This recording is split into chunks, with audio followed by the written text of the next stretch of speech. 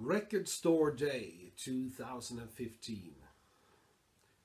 Well, I think it's fun with Record Store Day, and I tend to buy some titles every year, although I'm not there really at the actual day trying to get past all the other record collectors, because I know often you can find most of the records that you find interesting afterwards as well.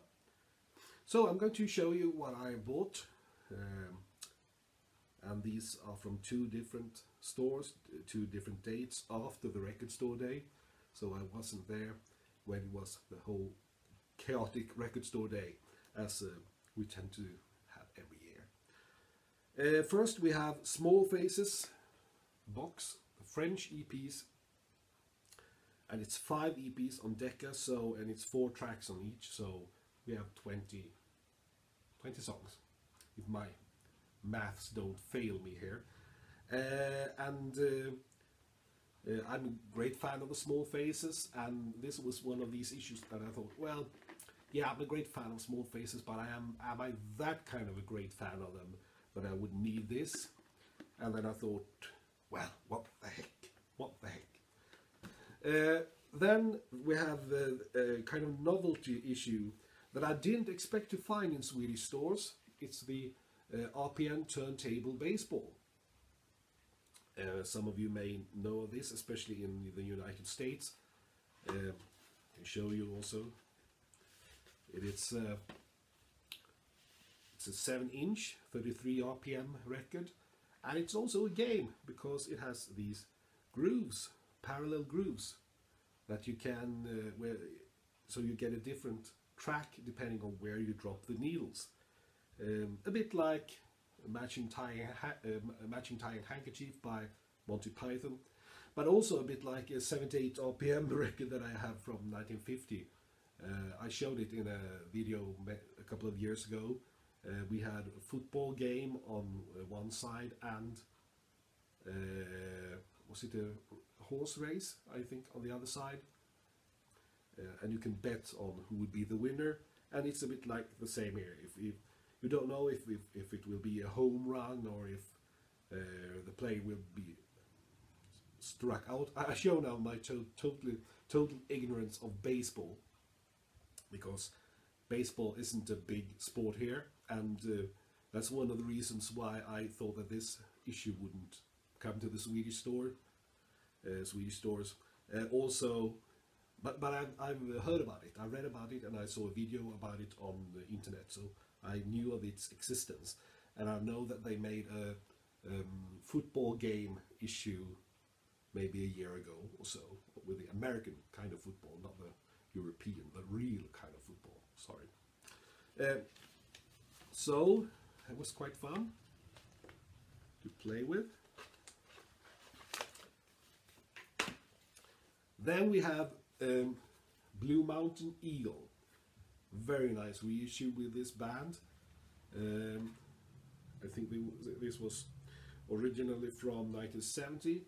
It's on Atco. It's normal black vinyl. Not easy to find the original. Then Hawkwind. I've been looking for this record for quite some time, but I haven't really found any original. But this is a Record Store Day issue. It's on, well, what should we call it? Yellowish orange vinyl. Looks very pretty.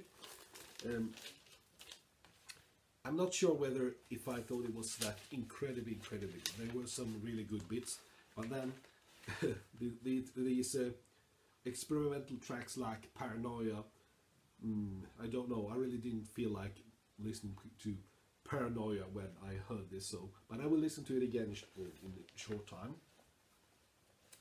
I was more fond of this reissue, Keep of the Serenes by Dr. Strangely Strange, British folk psychedelic group, and it was issued on an Island label.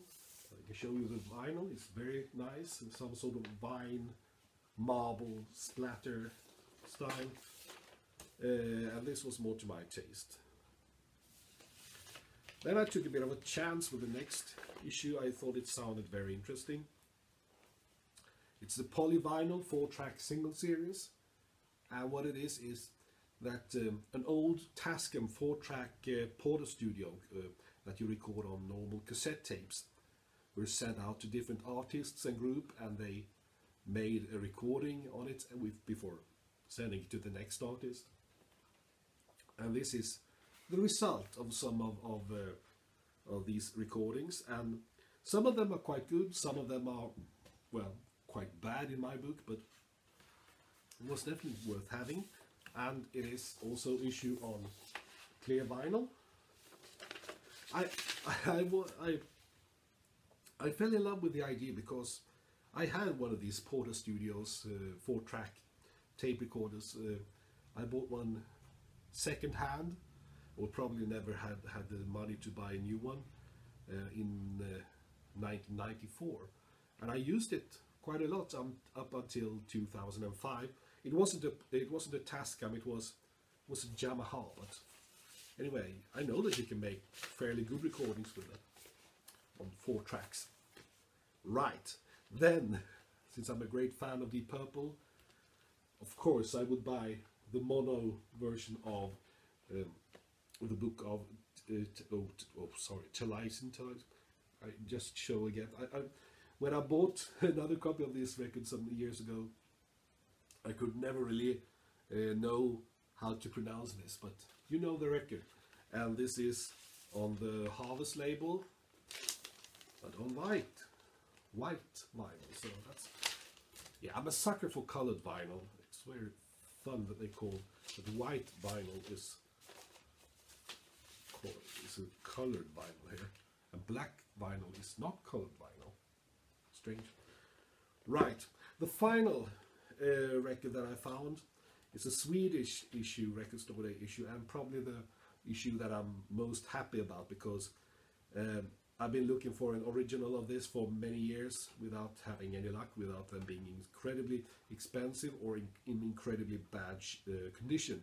But now, Tages Studio from 1967 on Parlophone, and I've managed to find Tages other original records or original albums from the 60s. They made 5 of them, I think. But this is the only one that I have been able to find until now, when they managed to get the good idea to release this as a Record Store Day issue. And I remember that I've been wishing, I don't know if I've been openly wishing that they would make such a Record Store Day issue, but I thought it would be really nice if some of the Tages original albums were made available again, especially this one.